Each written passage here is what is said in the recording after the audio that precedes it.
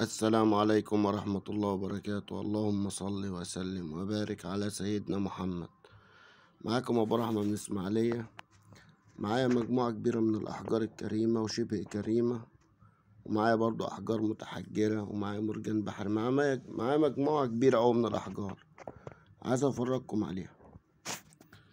بس بعد إذن حضراتكم يعني انا عايز برضو احذر الناس من الموضوع ان الاحجار يا جماعة ما بتجيبش لا رزق. اصل في ناس تقول لك ايه، حجر العقيق بيجيب الرزق، حجر ده بيجيب المحبة، حجر ده دي يا جماعة دي احجار للزينة، حاجة جميلة ربنا خلقها عشان نتزين بيها. هي في احجار فيها طاقة كهربائية، دي بتساعد اللي هو اللي عندهم اللي عنده كهرباء ساكنة في الجسم، يعني حالات كده معينة. اللي عنده كهرباء زايدة في الجسم ده بتبقى زي علاج ليه، بيلبس الخاتم أو الحجر دوت بيسحب الطاقة السلبية من جسمه أو الكهرباء الزايدة في جسمه. إنما هي ملهاش دعوة ولا بالرزق ولا لها دعوة بأي حاجة، لأن لو لها دعوة بالرزق اللي التاجر الأحجار أو اللي بيبيع الأحجار ده مش هيبيعها. هيبيعها ليه وهي بتجيب له الرزق؟ هيملى جيوبه بقى ويملى بيته من الأحجار. فأنا معايا شوية أحجار كريمة عايز أفرجكم عليها. هي دي كلها أحجار خام يا جماعة، دي كلها أحجار ما لسه لا اتسكلت ولا اتعمل فيها أي حاجة.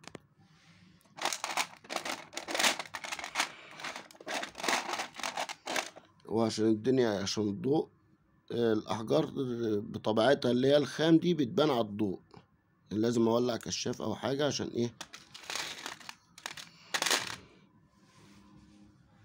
بسم الله. بص الحجر ده حجر من العقيق، عقيق طحلبي. بصوا تشكيلة ورسومات الحجر.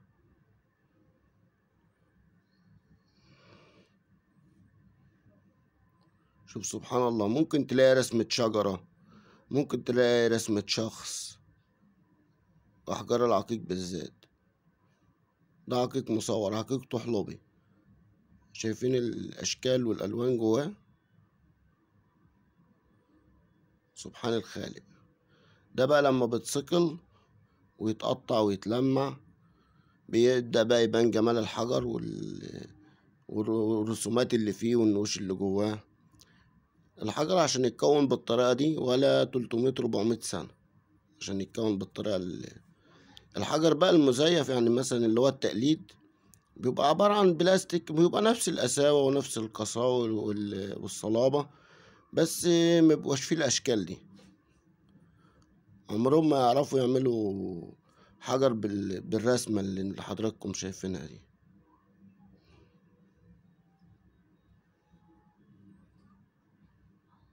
شايفين سبحان الخالق.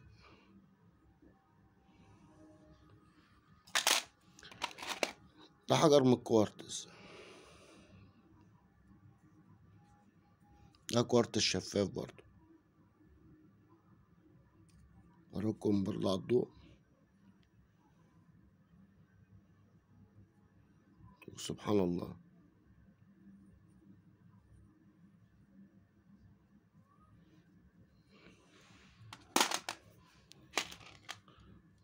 ده برضو حجر من العقيق. أول ما نقربه من الضوء هو شفاف، بس إيه، عشان الدنيا نهار يعني، عشان النور مش باين الشفافية، يبان على الكشاف أو على الإضاءة، بيبقى نافذ للضوء زي ما حضراتكم شايفين كده.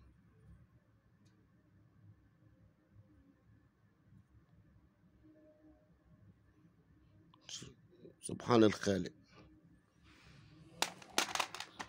انا عايز بس الناس، انا كل فيديو يا جماعه بحاول احذر الناس برضو ان هي ايه، يعني تخلي بالها من النصابين والناس اللي هي ايه بتعمل دعايه كده عشان يبيعوا المنتجات بتاعتهم. يعني بيسوق للمنتج اللي عنده دوت، والكلام كله كدب في كدب، يزود الرزق، وده حجر مش عارف بيجيب ايه، وده حجر بيجيب ايه. ده كله كلام الحجر ممكن يبقى فيه طاقة زي ايه كهربا ساكنة جوه الحجر، بس انما ايه ولا فيه لا عفريت ولا جن ولا الكلام ده كله. ده حجر من الكوارتز برضه، عقيق كوارتز.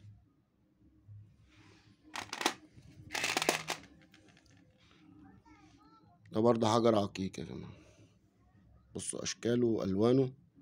أنا سبحان الله أنا بعشق الأحجار العقيق أوي، لأن هي بتبقى سبحان الله أحجار جميلة، بتلاقي فيها أشكال كده ورسومات وحاجات، يعني حاجات طبيعية. شوف سبحان الخالق.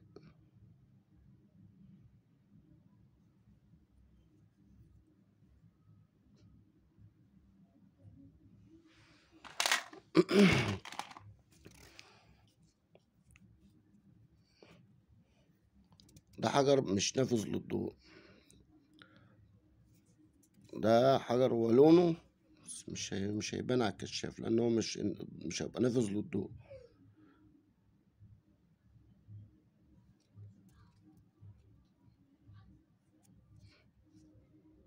ده الزمرد اللي هو الزمرد الصابوني، نادر أوي اللي بيبقى ايه شفاف منه، يعني شفافيته بتبقى شبه معدومة بصراحة، اللي هو الزمرد الصابوني. ده بيتقطع برضو لما بيتسكل بيبقى لونه جميل ويبان ايه.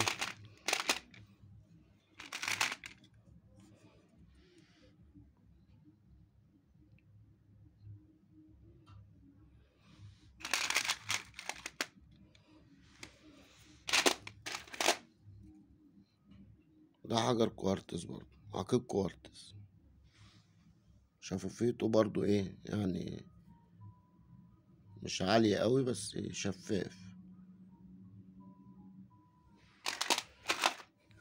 ده برضو حجر من العقيق، بس حجر جميل.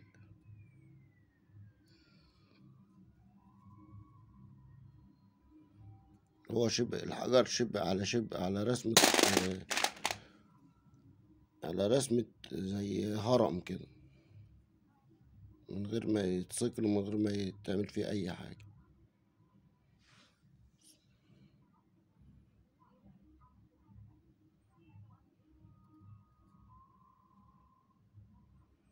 سبحان الله.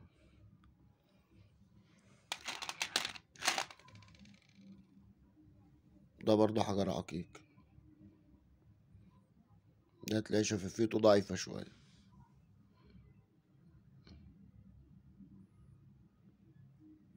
عشان لسه الحجر خام. معايا حجر هنا بقى ايه،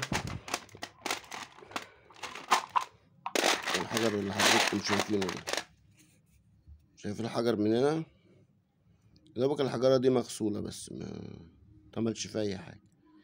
شايفين الحجر من هنا كده عليه رسمة زي ختم،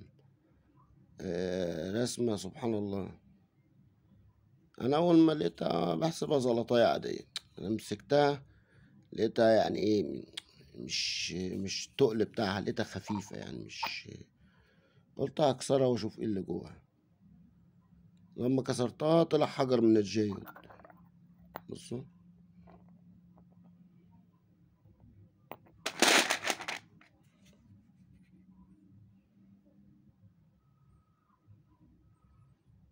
حبيبات من الكريستال والماس، سبحان الله، زلطاية عادية.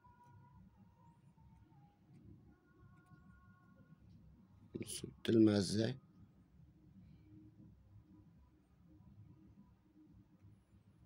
سبحان الخالق.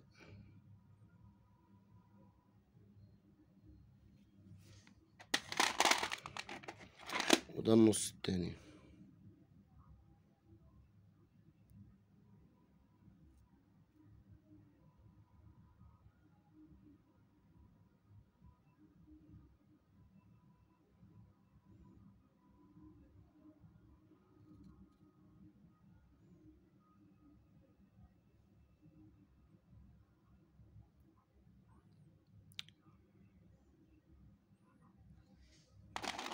سبحان الله. معايا أحجار من المرجان، ده مرجان طالع من البحر، ده مرجان متحجر. يعني دي كانت شجرة، شوف سبحان الله عدى عليها بقى كام سنة، يعني مش أقل من 100 سنة عشان تبقى بالوضع ده، عشان تبقى جاية حجر. شوف عظمة الخالق سبحانه وتعالى.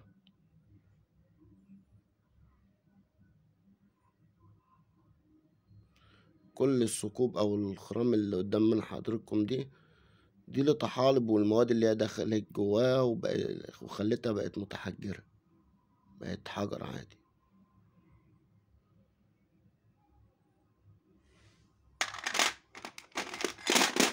دي قطعة من المرجان برضو، المرجان الأبيض، دي جاية من البحر برضو.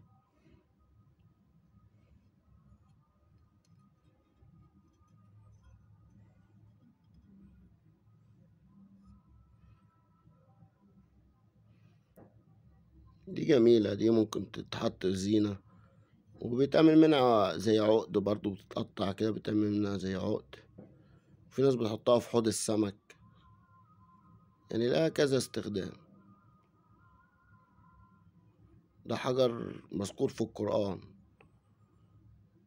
ربنا سبحانه وتعالى قال لك ويخرج منها اللؤلؤ والمرجان، ده المرجان. سبحان الخالق. دي قطعة تانية برضو من المرجان.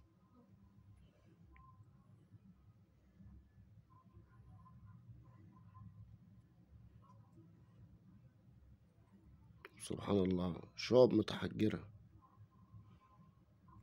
يعني دي كانت شجرة، شوف سبحان الله بقت شكلها عامل ازاي، بقت حجر.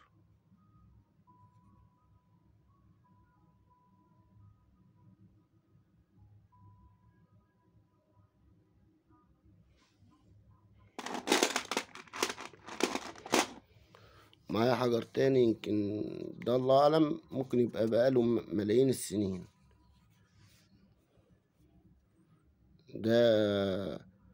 ده خشبية متحجرة، دي كانت قطعة من اللي هو الجبات بتاع النخل، دلوقتي بقت حجر. يعني شوف الضلوع والعروق بتاعت الخشب دي عشان توصل بالطريقة دي الله أعلم ممكن يبقى مش أقل من 300-400 سنة، أو يمكن بقالها مليون سنة. أهي خشباية فيها أهي. سبحان الله بقت حجر، بقت حجر من العقيق.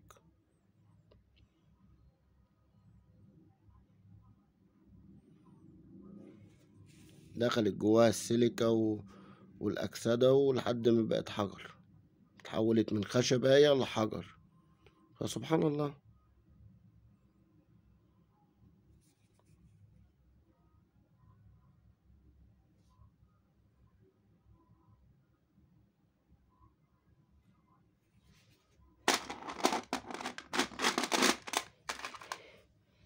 لكم مجموعة برضو من أحجار العقيق.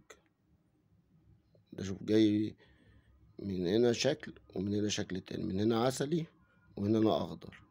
سبحان الله، يبان على الضوء.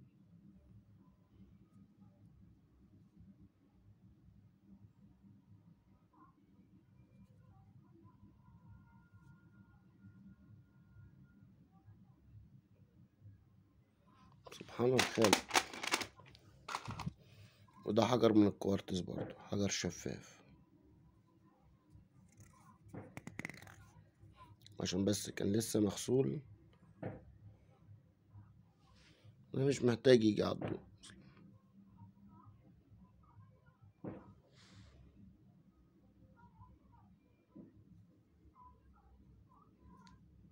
ده كوارتز شفاف.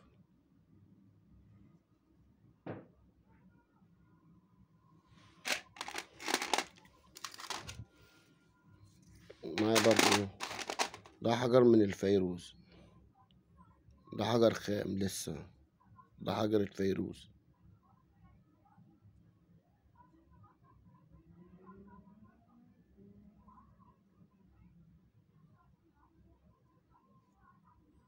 حجر خام لسه طالع برضو من البحر.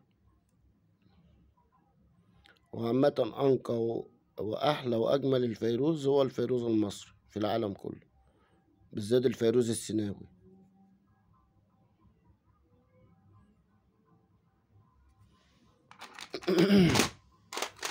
دي أحجار برضو من العقيق. شوفوا شكله جمال الحجر، برضو جايب لونين، لون عسلي ولون مصفر. سبحان الله، يعني شكله جمال الحجر.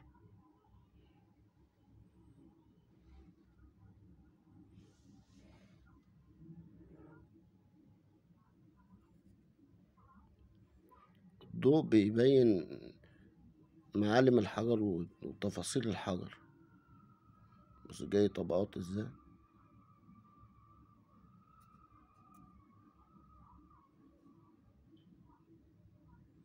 سبحان الخالق.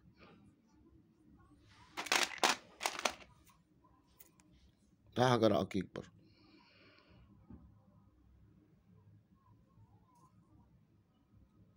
بس ده عقيق يعني قاتم خالص، ما فيش شفافية خالص، فده بيبقى أقل، جودته أقل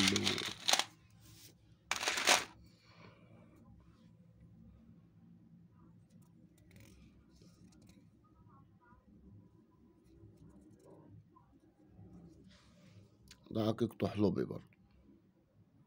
بص شوف سبحان الله، شكله وجمال الحجر من الداخل وتفاصيله.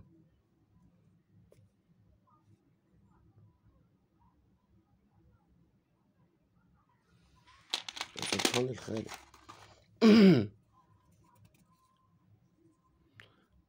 ده حجر من العقيق، بس عقيق اللي هو العقيق الأسود.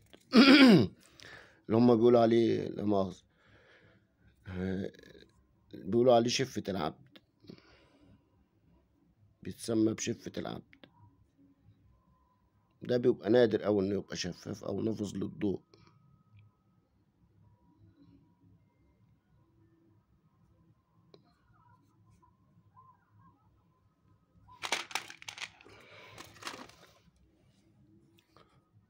ده حجر من العقيق برضه،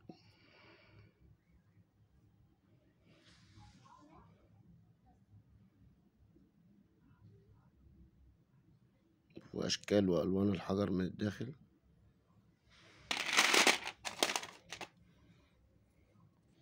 ده بيقولوا عليه حجر القمر، وفي السعودية بيقولوا عليه الماس السادس، بس احنا بنقول عليه حجر كوارتز، حجر أبيض.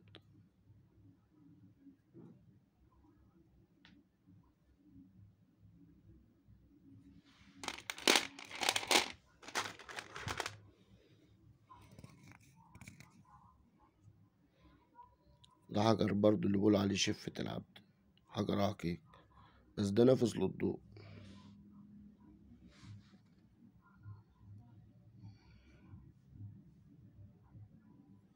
شوف سبحان الله،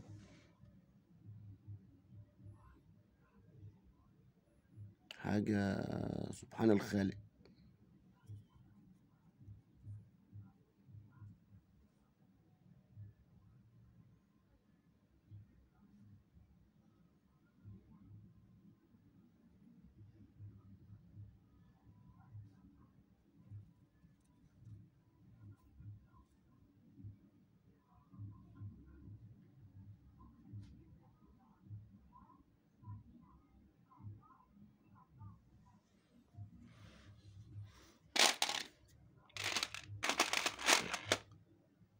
أنا معايا المجموعة كبيرة أوي من الأحجار المرة دي، بس مش عايز الفيديو يطول أكتر من كده، عشان مع إني نفسي أفرجكوا على الخامات كلها اللي موجودة عندي. نفسي تنتشر يعني ثقافة الأحجار بين العرب بالذات، لأن ثقافة الأحجار قليل أوي اللي يعرف حاجة عن الأحجار الكريمة. ده حجر من العقيق برضه، ده عقيق طحلبي.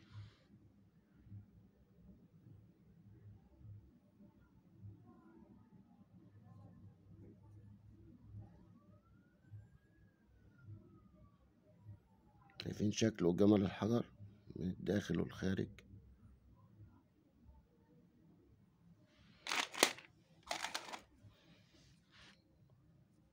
ده برضه حجر عقيق. شوف سبحان الله بيبقى جاي طبقات ازاي.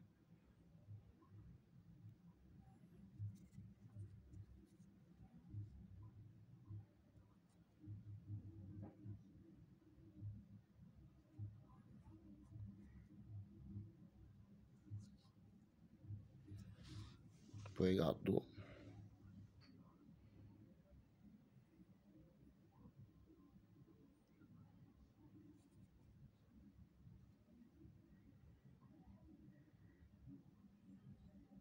سبحان الله.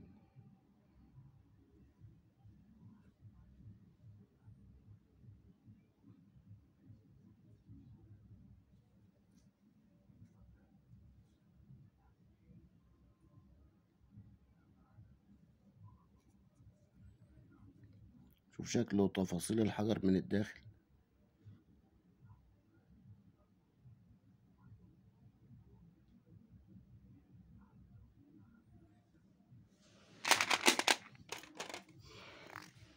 ده برضه حجر من العقيق.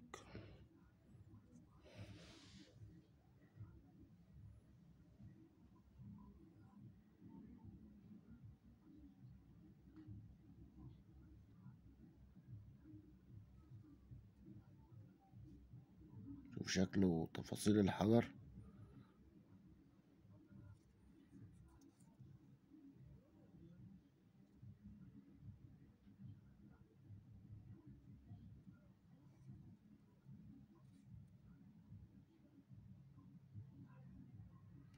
سبحان الله.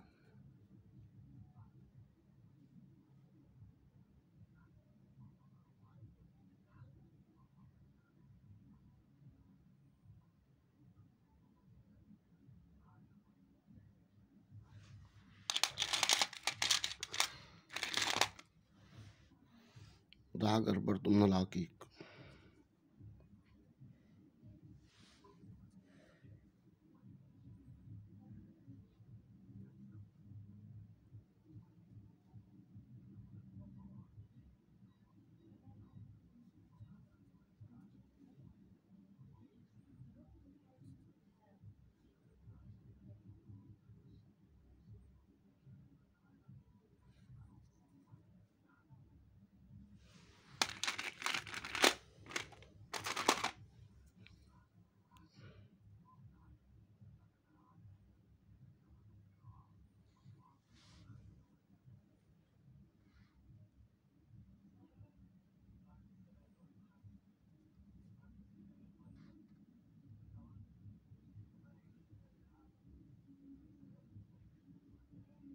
سبحان الله شكله وتفاصيل الحجر.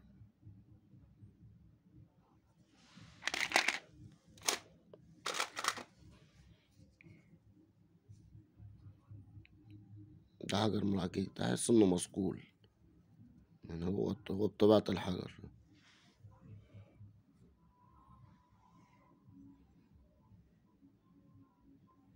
شوف شكله وتفاصيل الحجر من الداخل. سبحان الله.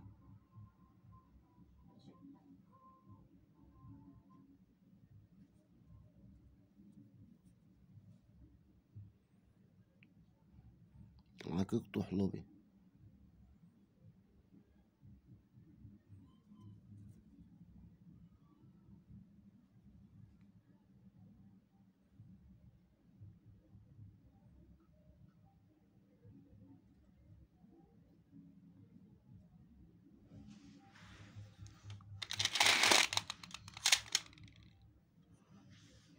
ده حجر من العقيق برضه.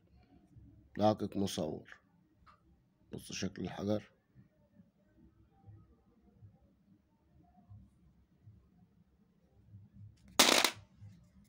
إيه، صح ولا ايه؟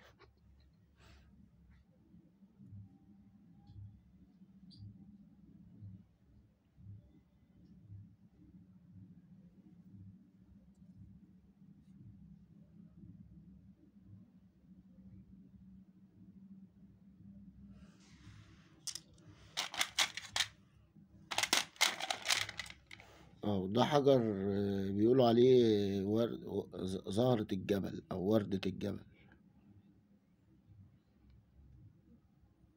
ده للزينة برضو. شوفوا الأكاسيد والسيليكا والأملاح. حجر أنا أعتبره مكون حجر رملي.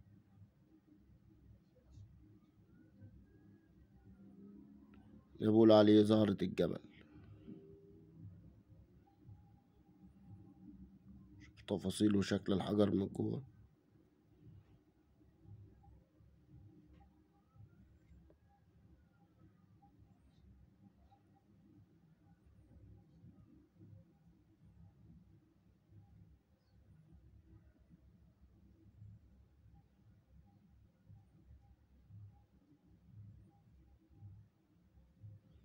سبحان الله.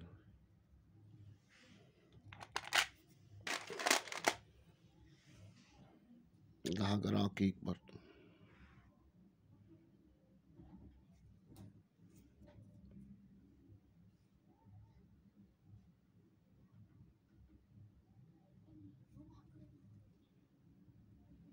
شوف سبحان الله.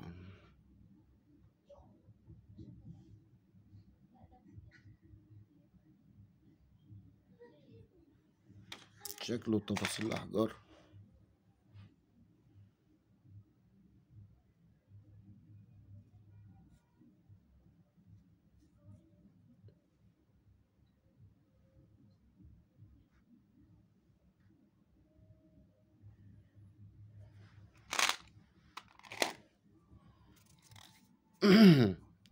وده حجر برضو من العقيق. حجر العقيق أغلبيته بيبقى طبقات زي كده، يبان بقى على الضوء.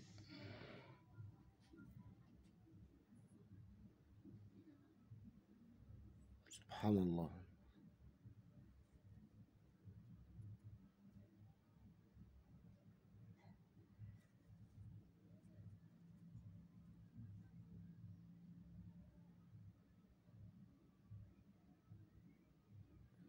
شوف تفاصيل وجمال الحجر من الداخل.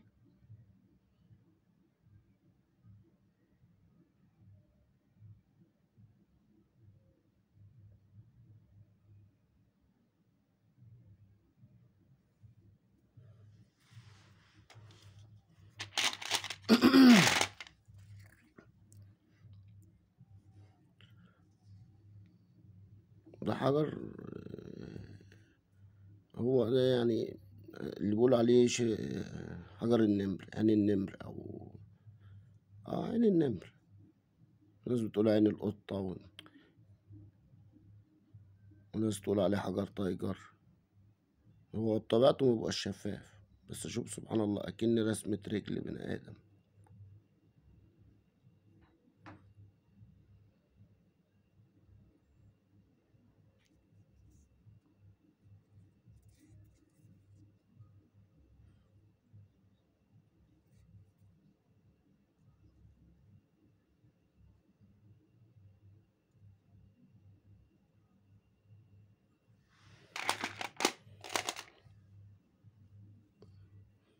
وده حجر عقيق.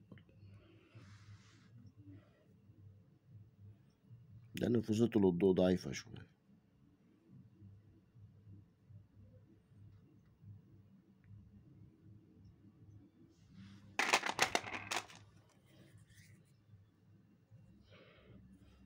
أنا نفسي أطول الفيديو وأتفرج معاكم على الأحجار، بس الفيديو طال كده زيادة عن اللازم.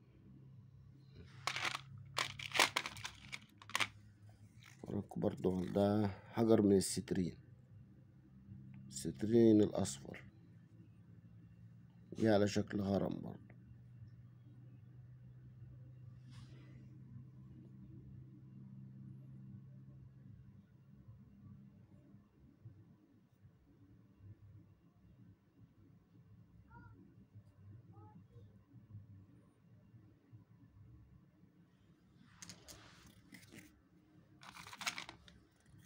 ده حجر من العقيق.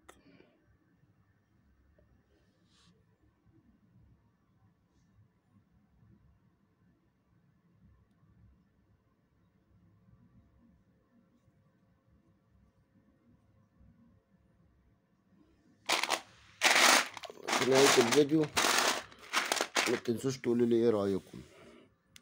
والسلام عليكم ورحمة الله وبركاته.